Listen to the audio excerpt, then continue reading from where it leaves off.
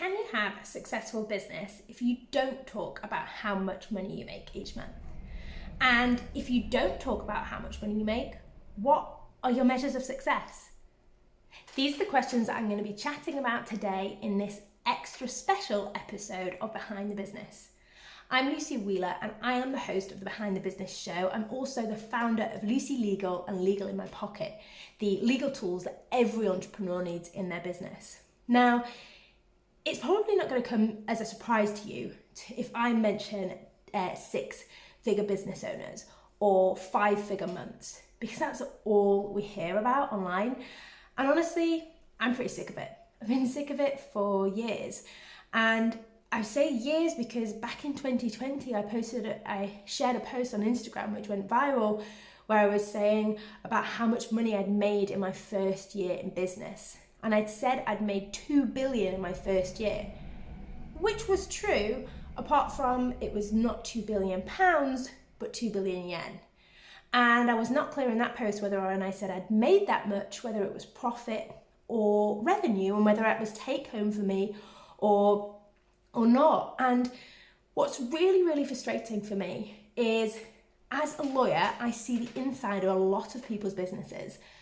I get contacted by people who I'll chat to, and I know that they're not as successful as they make out online. Yet they'll talk about that they have recurring revenue at certain figures and that they're really successful, but they won't even invest in their own business. And I'm not saying that everybody isn't transparent, but when we see these big numbers, it tells us absolutely nothing. And I think it's actually quite damaging for a lot of us and a lot of our mental health. When we think about being an entrepreneur, thinking everyone else has 5-figure months and everyone else is trying to hit 6 figures. Now, a 5-figure month obviously means 10,000 in revenue. Now, what's also a little bit misleading is people will often, when they talk about these figures, they'll interchange between which currency they're using. So they might be a UK-based business, and this is what was frustrating me back in 2020, is there was a really well-known business owner, and she's based in the UK, she charges in the UK, all of her services are priced in Great British pounds, and yet when she talked about how much she'd made in a launch, she gave you the dollar figure, because obviously that's higher. And that's really, is it just misleading or is it lying? It's really unfair. And to what end? Because even if someone says, oh, I had a 5-figure month, a 10-figure month, it doesn't tell you absolutely anything apart from that's how much potential sales went through their business, because a lot of people as well will count payment plans. So say, for example, we have some incredible products on Lucy Legal, which I call our Lux bundles. And that's for the entrepreneur who kind of wants all of their legal documents. So we've packaged everything up and just said, look, you want everything. This is our package, our Lux bundle, which is bespoke for you. So we've got like a business coaching bundle or a nutritionist coaching bundle, and the documents are specific for that industry, and they're all bundled up, and they come in at $997. And we also offer a payment plan, so you can split it over 5 months. Now, for some people, they'd include that $997 as the figure for that month. Now, I would not include $997. I'd be saying it's the fifth of that, because it's one fifth is the one's paid by a payment plan, so around £200. That's what they've made. But people, when they're doing a launch, if they've got payment plans over 12 months, they'll count all of that money, and they'll say things like, either it's that's their sales figure or their cash figure. And obviously cash figure means the cash they've had in the bank. But that doesn't tell you anything either, because it doesn't tell you how many satisfied customers they've had and how many refund requests they've had. And believe me, again, I see them all the time. I know that people get a lot of refund requests.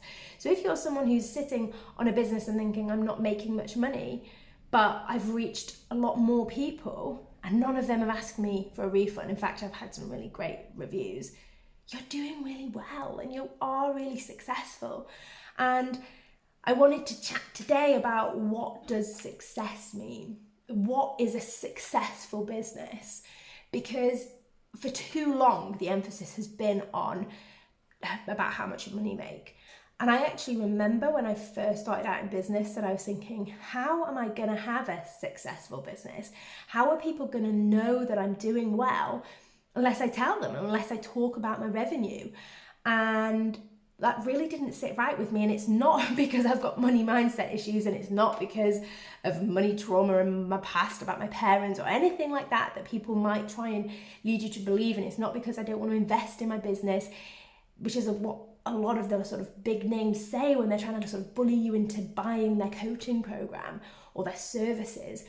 I don't have money mindset issues, but I just don't want to tell people how much money I make because it's irrelevant to what we do.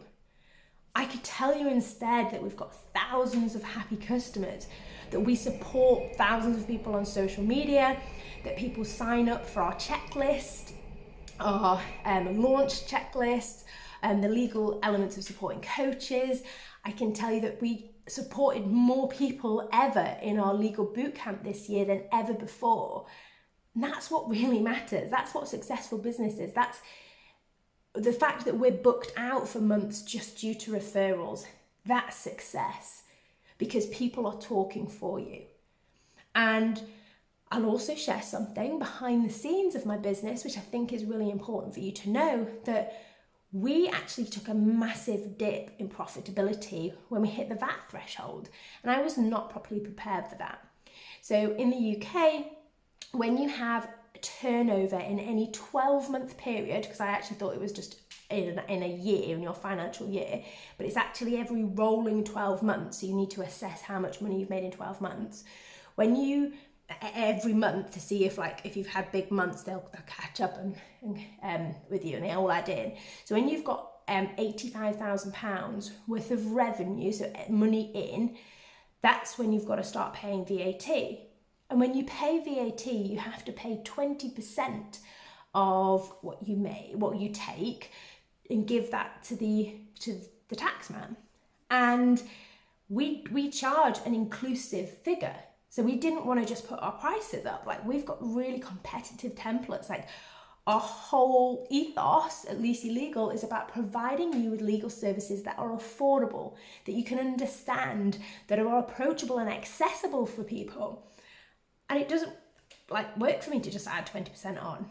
And even though we hit the VAT threshold over 18 months ago, it wasn't something that I was like, yeah, okay, let's just wait for a little bit and then increase the prices. That isn't what we did, and I could chat in another video about how we actually managed to sort that out and become more profitable again. But that was a huge proportion of our profit margin, 20%. Imagine just losing 20%. Obviously, I didn't know it was coming, but we weren't as prepared as perhaps we should have been, and how that would impact us. But what's important, and I think is successful, that we managed to stay.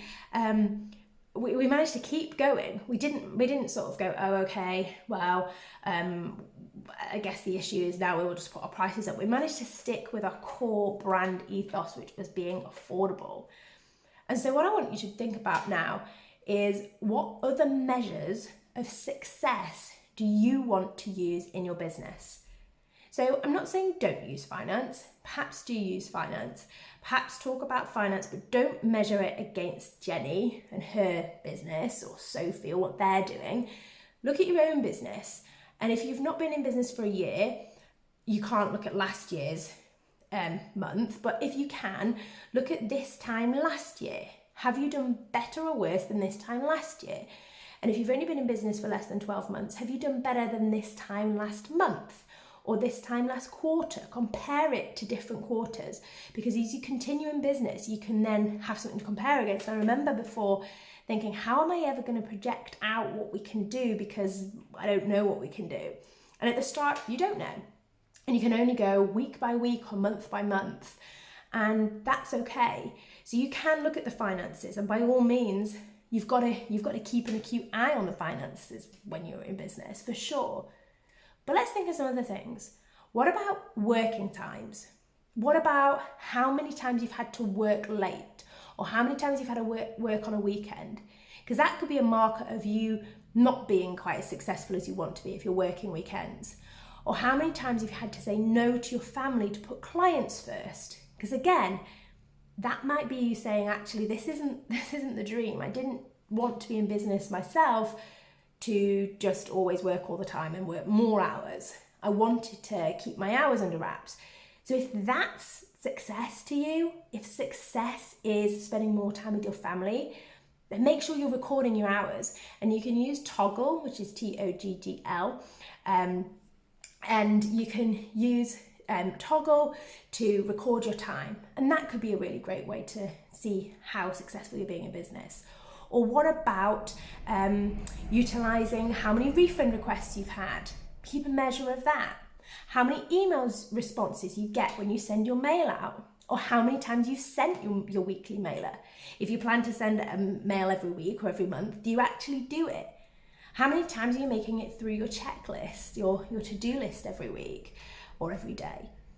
Now, it's not for me to say these are the things that are success, because success is defined by you. Your business ideals of success will look totally different to mine.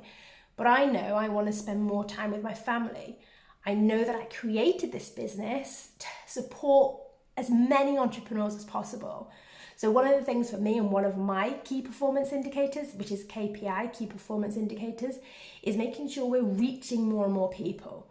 And the way I can do this is ensuring that I do YouTube videos, or that I do social media, and that I can ask you, please, to share this with other people. So if you are watching this and you've enjoyed it, please do share it with others, so that I can continue on my mission of supporting as many people as possible to get affordable legal services and accessible legal services. And that's what's important to me. To do that and have a brand which works around my family and that people love and recommend, that's success to me. And it doesn't matter what the bottom line says, because to be honest, if I'm doing those things, the bottom line will probably increase anyway. But if it doesn't, actually I'm happy, because that's what's important to me, is creating that happiness and not striving and getting sort of tripped up by other people's goals that I didn't probably even want to achieve anyway. I hope you found this video really, really helpful. Leave me a comment below and let me know what you think about the whole 5-figure month, 6-figure year idea. And let me know also what your idea of success is. What are your KPIs going to be? Looking forward to speaking to you again next week as we chat again behind the business. Take care.